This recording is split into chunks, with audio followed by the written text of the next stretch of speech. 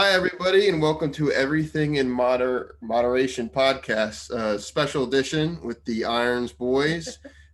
Daniel Irons here with my brother Don. He's a new Hello. addition to the show, and we were thinking about talking about a very interesting topic, one that I wanted to talk about for a while, and that is linguistics and how that affects politics, if it's used in politics in the United States as well as others, and the difference between linguistics specifically in critical thinking and rhetoric within politics. So, just real quick before we get started, let's talk about those two concepts. So, linguistics itself is the science of how people talk and interact with each other. There's a lot of disciplines within linguistics, but today we're really going to be focusing on critical thinking. So, what's critical thinking? It's basically just you being able to analyze what's fact and it going. There's a lot of processes within critical thinking and different, um, ways you now or you put analysis to speech. So, like arguments, there's different kinds. There's deductive versus inductive arguments, and there's a lot of nuances within critical thinking atmosphere. But really, the big push in critical thinking in this portion of linguistics is that when you talk and when you make arguments, they're based in logic, and they have to really meet two criteria, which is being sound and valid.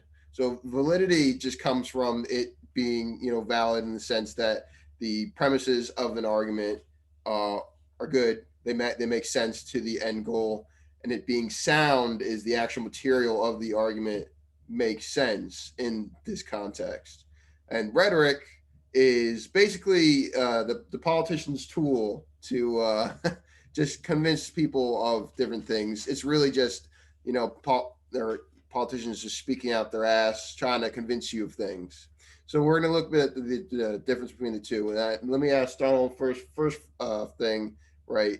Is what is it like in America? What kind of do they have? Is it more rhetoric based, or is it more about logical thinking? Like the arguments being made within, let's say, American society. We'll keep it small for now. Is it mostly rhetoric, or is it mostly logic? Well, for me, and you can just feel free to disagree if you're not. Whenever I hear a talk of rhetoric, I go back to sort of what Aristotle talked about with his three pillars of rhetoric. I think that I may have, maybe it wasn't pillars, maybe it was triangle, but whatever. So, he defined it logos, which is sort of logic, like you were saying.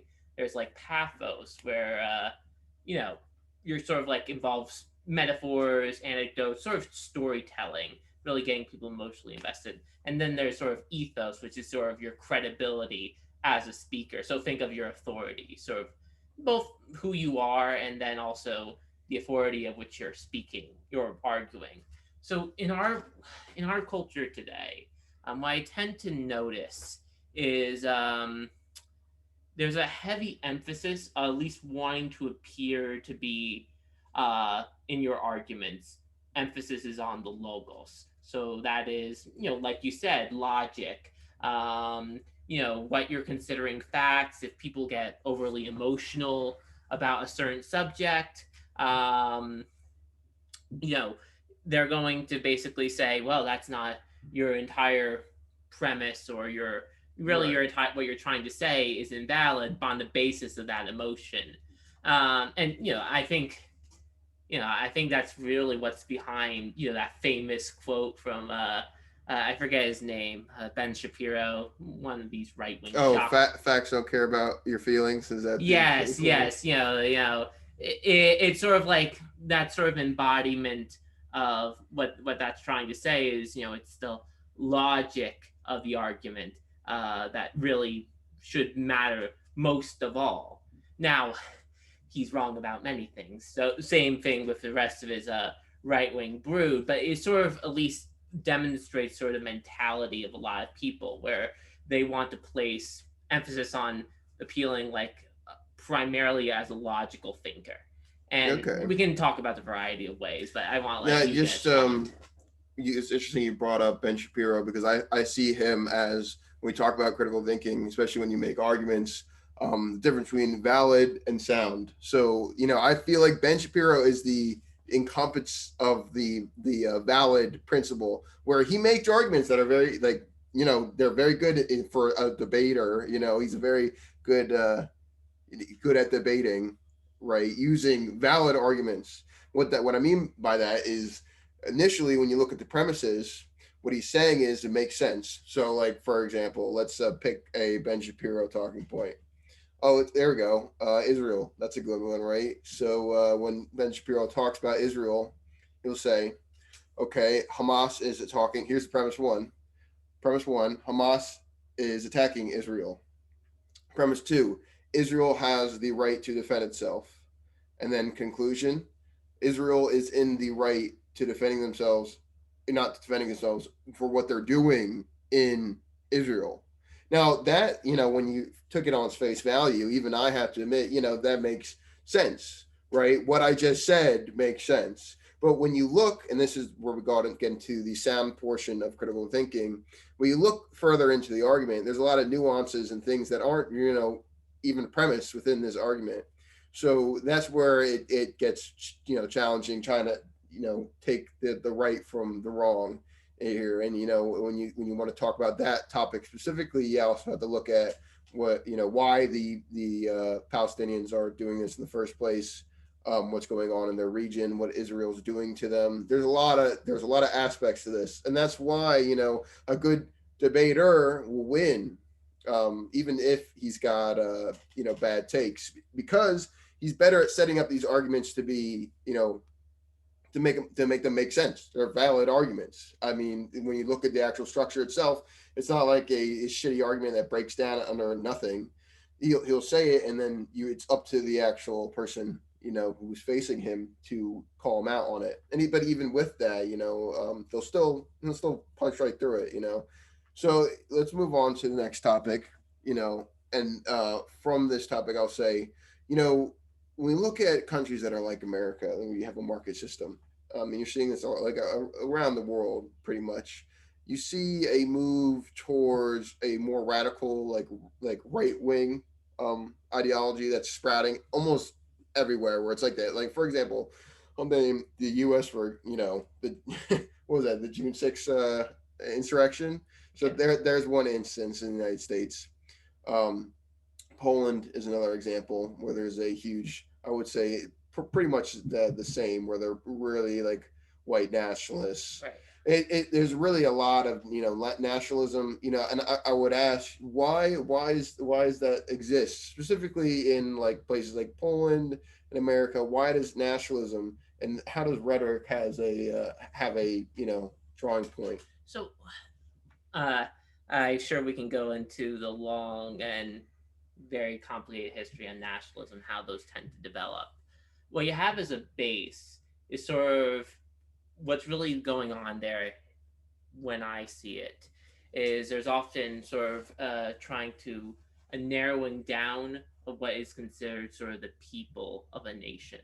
So what I won't speak of Poland. I know a little bit about it. If you look at sort of our own recent brass with sort of a more right wing extremism with Donald Trump, what was he trying to do? However clumsily with his rhetoric. Well, he was trying to really narrow people's consideration um, of what is should be the people, the persons that should be in their sphere of concern.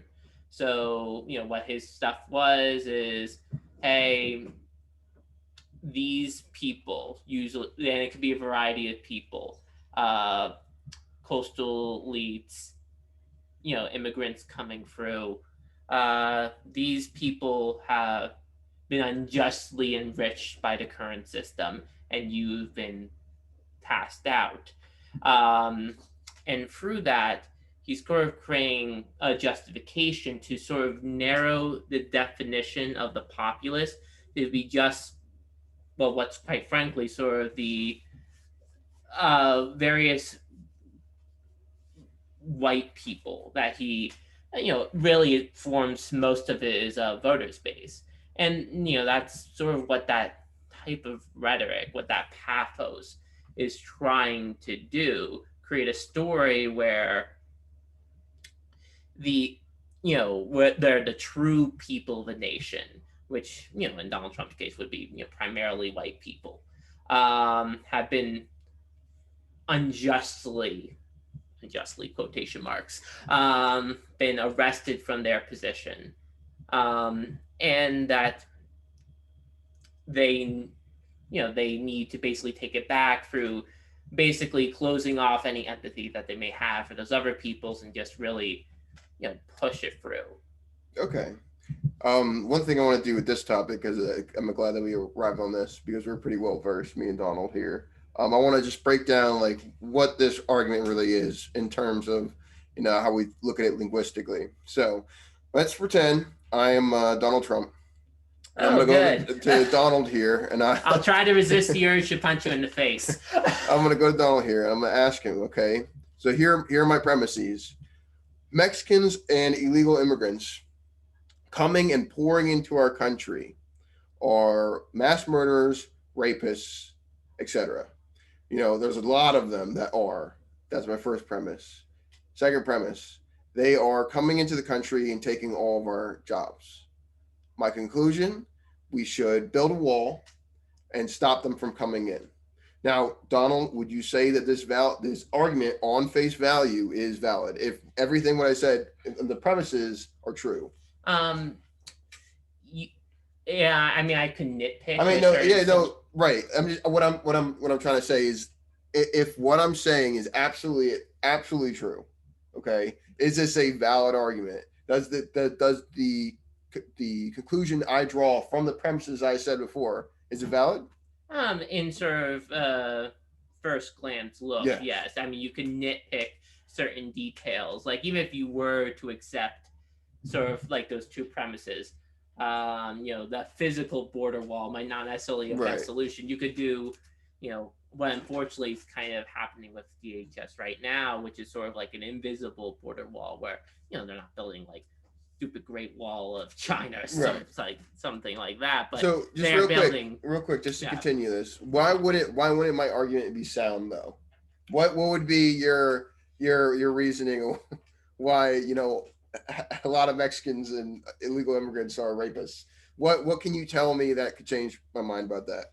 Well, you simply question the premises themselves. The fact is, most people coming into the United States, specifically through the southern border, through lack of documentation, there usually ends up being, it's a variety of people, but it's usually very seasonal workers. With the certain recent push, is a lot of people, usually from Central America, places like Guatemala, who, due to environmental devastation and lack of economic opportunity thanks to good old COVID, are simply trying to seek better pastures elsewhere.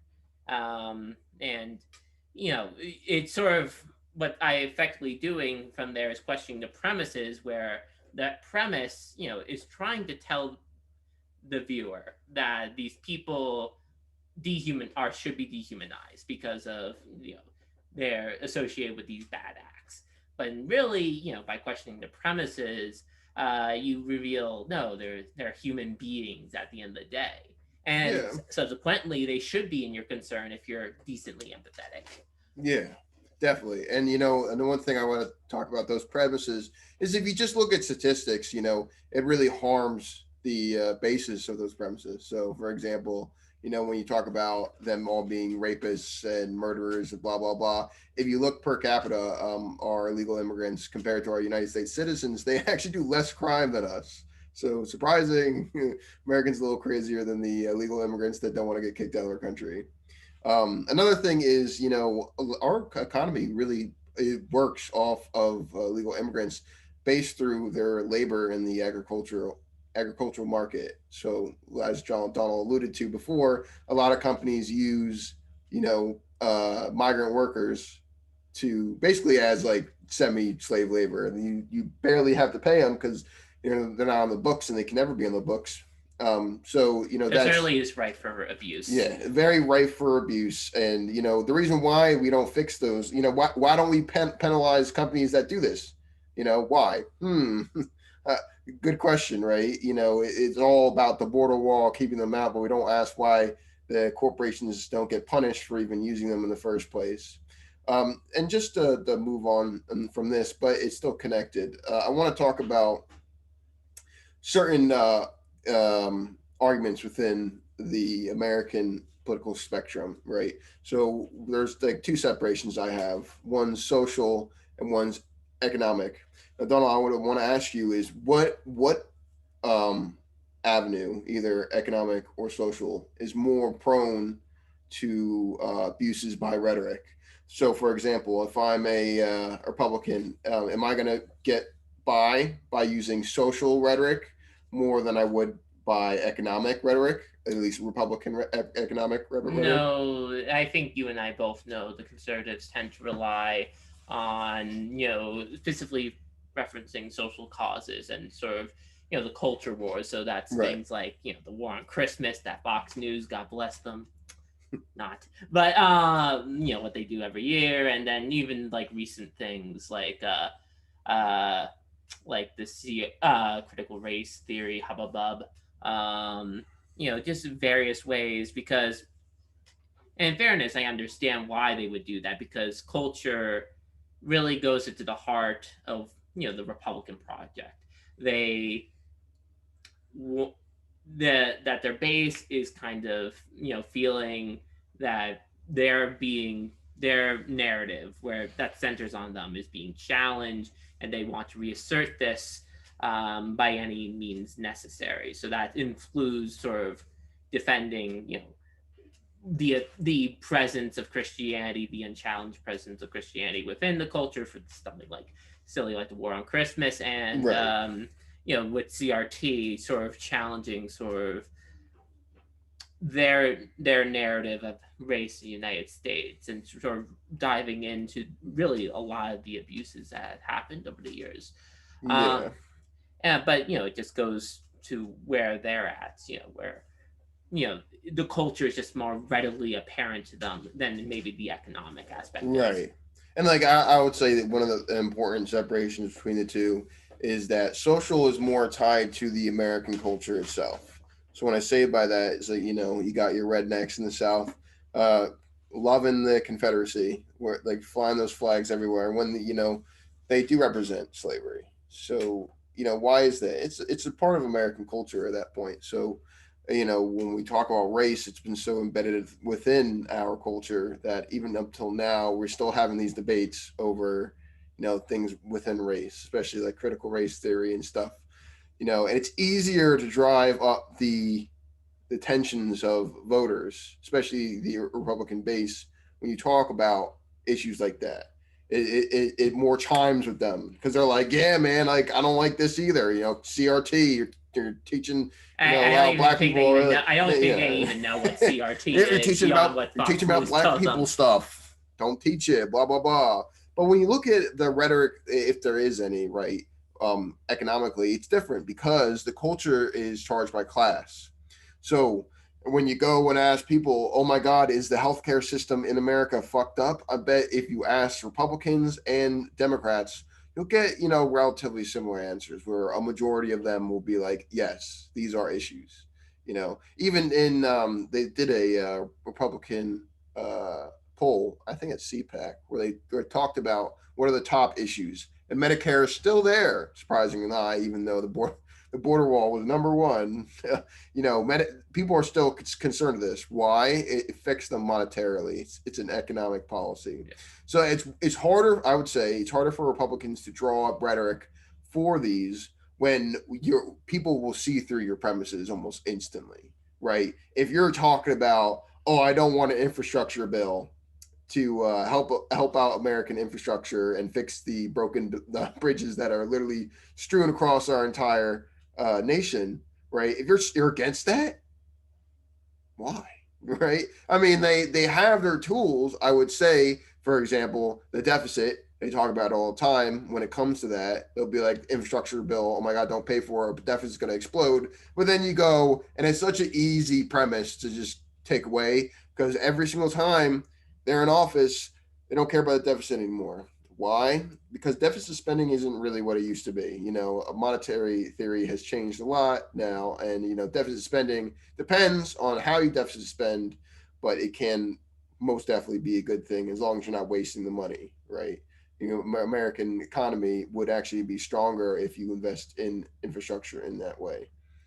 Um, so just to get off the topic of America, Donald, where do you think rhetoric like the United States is used? Like what countries primarily? Because when I think of the American rhetoric in general, I think that it's spread to a lot of other countries.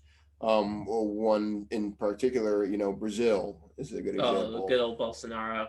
Yeah. So what leaders in different countries do you think draws from the very social rhetoric that is basically the main player in the United States Well, stage? obviously, each country has its unique circumstances, but just as so, the rhetoric is not universal throughout.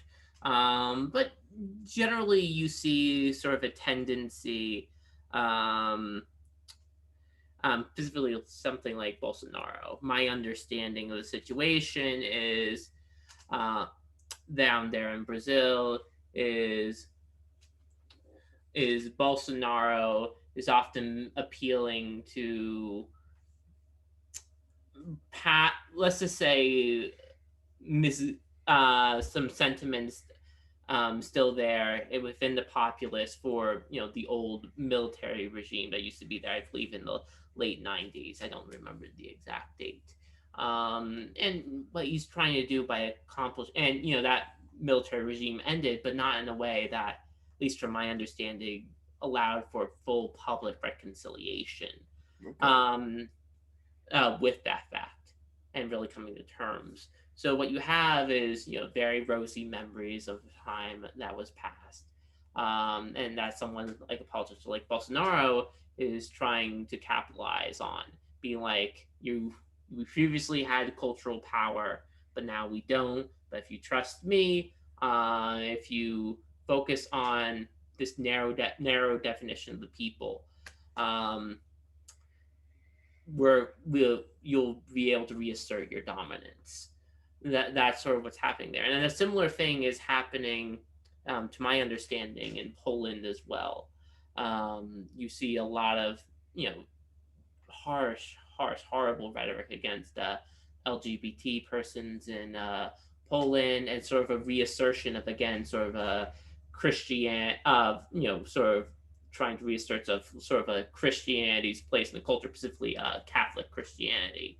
Right. Um, so you sort of see various uniquenesses, but you see sort of an overall tendency to focus on sort of the loss of cultural power and you know claiming if you just follow me, the figurehead of this or the movement, you'll be able to reassert your cultural power. Okay. That definitely makes sense. And that, it draws to one thing I've been thinking about when we've been talking about this. It feels like every single time we talk about rhetoric, it's somehow tied to nationalism in one sense or the other, especially in the modern day. And, nationalism, it can be a good thing when it starts out, but it definitely can cause a lot of harm. Why? Because it causes a lot of things like xenophobia, for example. And you'll see xenophobia literally anywhere where you have a nationalist, um, basically like at least a big party, like in Poland, you have any kind of migrants, especially Muslims there. Ukraine is the same way. However, they're very focused on the LGBTQ stuff. I mean, it's different here in the United States; it's more normalized. But and even in the United States, you see a rise in nationalism. So why is that? Why is rhetoric so heavily tied to nationalism? Is it because it's easier to get people moving and upset because of immigrants? Is it just inherently that people will become xenophobic, Or, why do you think rhetoric is so tied to nationalism Well, within all countries? nationalism is, sort of has a lot to do with how a nation tells a story about itself. What a what binds a nation together, um, is more how it views its own history, how it views its own glories in the past, as well as its traumas. So you have a lot of pathos around that concept of nationalism that people can readily grasp to. And so what you have with various forms of nationalist rhetoric is an attempt to manipulate that and construct that story in a way that really ends up protecting, preserving, and entrenching sort of the dominant power of that society. So in the United States, that ends up having a lot to do with sort of uh, white nationalism. So that's what happens with the again, the war on Christmas, the reassertion of Christian supremacy in the states, uh, and sort of like the focus on sort of white, uh, various European ancestries and the connection with those lands, as opposed to more variety connections the United States has with various countries in Asia and Africa through the slave trade and various other interactions, or even the nations that we're even closest to in Central and South America, Right. which we have let's just say a very mixed history with, Yeah, to say the least. definitely. But it's ultimately, so you see the emphasis on pathos with storytelling nation, because nationalism is a storytelling project. Because what binds me to a person in Alabama more than say a person in India, someone I don't even know. Both in both these cases, well, it's ultimately sort of like that nationalist, sort of the story of that nation. And Okay. those stories of those nations aren't necessarily bad in of themselves, but they are ripe for the construction of a story in a way that serves to preserve, protect, and entrench the dominant power of a society, as opposed to what I think what might be a sort of a good national story is really a one that encompasses all of the people there, being Okay. much more inclusive, and trying to fit their various struggles, their experiences in a way that everything ends up being reconciled. That allows what I think is a more encouraging and productive story a nation can tell itself. Okay. Um, we'll go into one last topic here, and I think this is the important one, especially for this.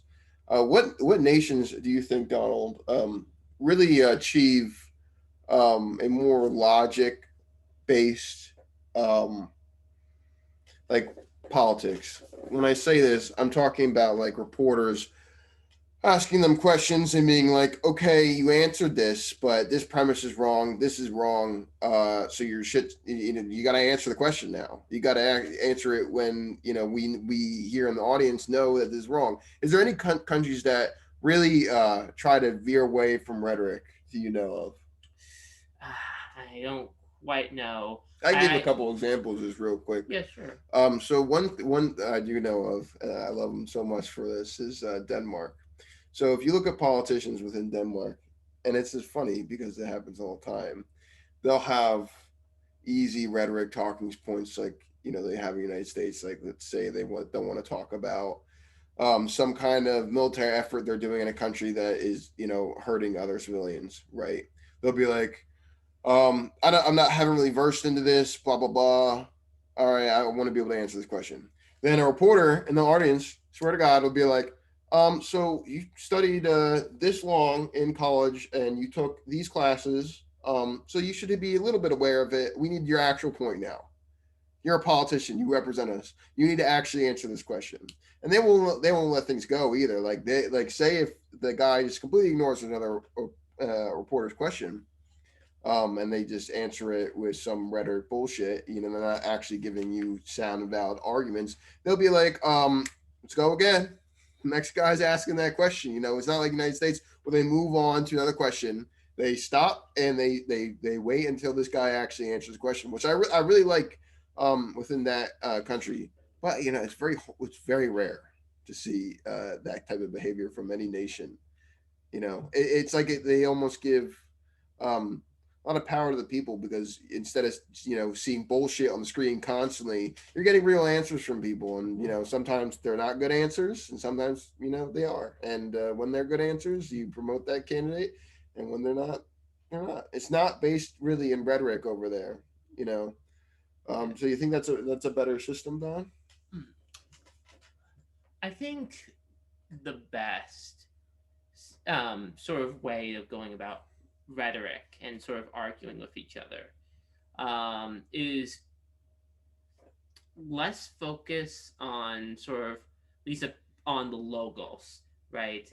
Where you're sort of focused on, primarily trying to present yourself as almost like an objective or a neutral teller of the facts, as they were. Because one, it's just really not really honest. It's just kind of absolving yourself of any responsibilities for what you're proposing. So, like, if I try to say, if I'm a politician, I signed a devil's book. If I were to talk about my policy and people point out sort of the negative harms of it, and I simply say, well, look, here are the facts. I'm doing this because Right. X, Y, and Z. Sort of like that logo. So, And like, then and listen. What Donald's saying happens all the time. Literally, just watch PragerU. yeah, Just watch it. They'll be like, "So here's the actual truth. Here's what they're not telling you." They'll have like phrases like that. right. But Even continue. even if my facts were true or not, yeah, let's say they are true. By framing it like that, I'm kind of absolving myself of personal responsibility for whatever harm that might have just occurred due to my action. So I think people and organizations have their own rhetorical strategies, but I think it's good to have a balance of not between pathos, actually telling stories in a way that emotionally connects to them, and ethos, being honest about your own credibility about a subject. I don't think people like to throw around the term objectivity a lot, and they kind of confuse objectivity with neutrality. I don't think Right. people living in a culture are ever neutral. Even if it was an admirable goal, I think if you really want to be objective, you have to be willing to be vulnerable. You have to be willing to be human. You have to be willing to say, look, these are my tendencies, the way I kind of my core assumptions and how I think, the story I'm always telling myself, and Right. then being conscious of that and telling other people about that. And in that way you build you know you are able to check your pathos a little bit, by being honest, by hearing others, the stories they're telling themselves. You have a lot more ethos in that, by being honest, you seem much more sincere and you seem Right. much more credible. People are more willing to listen to you just from the fact that you're being honest with them. And from that, by knowing what the story you're telling yourself is and being able to understand other people's stories, you're able to tell be able to argue more effectively, uses those sort of logical arguments of going down through premises, maybe one or two premises, and then your conclusion in a way that is much in a way that you more easily understand. That's going to be more understandable to other people, and so it's going to be a lot more human. So one big takeaway: try to find a balance between these threes. And in so doing, I think you're going to be a much more effective communicator, and you're ultimately, you'll be a much more sociable person to be around. Okay. Yeah, definitely makes sense. One thing we promote here all the time is everything in moderation, and Donald just pointed to that point. You really have to have a moderated point of view when it comes to, especially your how you talk and how you argue with people. you need to make sure that everything you say, has some, back responsibility, like he said. You definitely need to put yourself in the line and just throw out what you need to say and how you actually feel. Because, you're not going to be taken seriously when you go to other countries. You definitely wouldn't be taken seriously if you're in America. We could say whatever the hell you want as politicians, and you probably get in there pretty far. I mean, we've got some crazy ones in there, ones that believe in space lasers and such. But, you know, just to conclude here with what we're talking about, I definitely think it's very important to recognize the difference between what is rhetoric and what is stuff that's backed by real, statistics and a valid and sound, argument, right? And that draws to a conclusion that makes sense. That's the important thing. You really need to just, a little bit of that high school critical thinking, and just check out what they're telling you. Because I guarantee you, and especially in American politics, a lot of what they're telling you, when you look at just the different facts and statistics, it's not really lines up. And, some problems don't even really make sense at all. Like, I always go back to immigration for this one, because if you were looking at the statistics of how much money illegal immigrants make us in the United States, it's almost like a complete industry at this point. Like, if we just were to be like, all right, fuck off, everybody, kick them over the border and strap down a steel wall this time, not bars, so they can get over. Um, it would be a net bad for the United States, right? We're going to lose a huge part of our nation that basically deals with all our agricultural shit. So, when you look at these, you need to be looking at it from a eagle's eye. You need to look at the premises, and you need to look at if they're sound and such. Have any last thoughts on linguistics and rhetoric? Uh, Want to be a good arguer? Make sure you refrain from using somewhat lofty terms of like rhetoric and linguistics. To give you a background around myself, I'm a law student, and one of the things they encourage you in legal writing is to stay away from a lot of the legal Latin terminology that people don't Right. necessarily readily understand. So just, and I guess this is my ultimate point, guys. Be willing to be human when you're talking to others. Be willing to be able to confront yourself, your own pathos, your own some core story that you're telling yourself. Share it with others, and just be vulnerable with them. And in so doing, things will begin to fall into place. But I think allowing yourself to be human is the key. Okay. You heard it here first, folks. All right, we're going to be heading out now. Got a few drinks to enjoy on our nice weekend here in Vermont. Everyone have a good weekend, and we'll see you next week. All right. Thank you, guys.